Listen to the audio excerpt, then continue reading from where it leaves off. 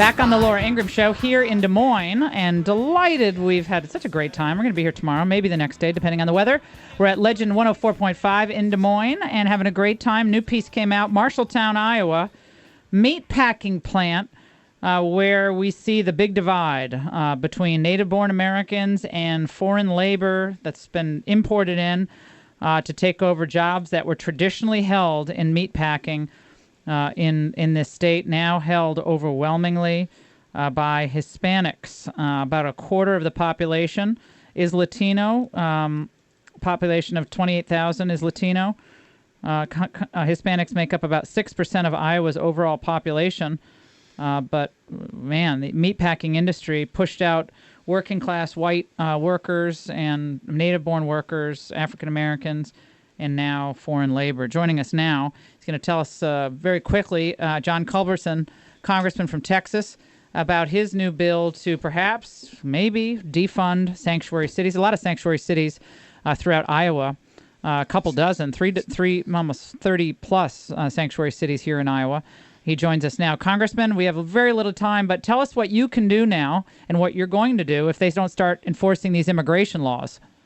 Laura, it's good to be with you, and this is not a bill. I don't need a bill. I don't need an amendment. Now that the appropriations bill is done, I'm the new chairman of the Law Enforcement Funding Committee, Laura, and I'm announcing today the new rule as the new chairman. If you want a local law enforcement agency wants federal law enforcement money, they have to enforce federal law, or I'll do everything in my power to disqualify them.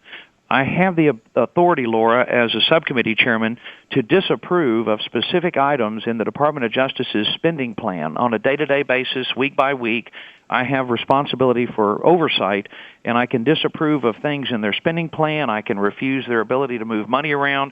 This is how I got ATF to drop the ammo ban on .223 ammunition last spring, Laura. And so today, I've notified the Department of Justice that they need to immediately move to disqualify these 300 sanctuary cities around the country so that they no longer receive federal law enforcement grant money until they enforce federal law by changing their sanctuary policies to hand over criminal illegal aliens to federal authorities for deportation, or don't ask for federal money. That's the new rule for the new chairman. Great. And how much support do you have among your fellow congressmen for this? I have tremendous support for it, and again, this doesn't require a bill. There's no amendment. I can do this right now, and that's what I'm announcing today with the help of my counterpart in the Senate, Senator Shelby.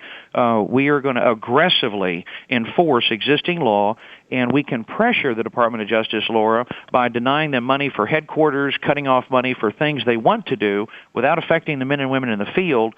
But we are going to aggressively push the Department of Justice to cut off funding to these sanctuary cities. Do not ask for federal law enforcement money unless you enforce federal law. It's that simple.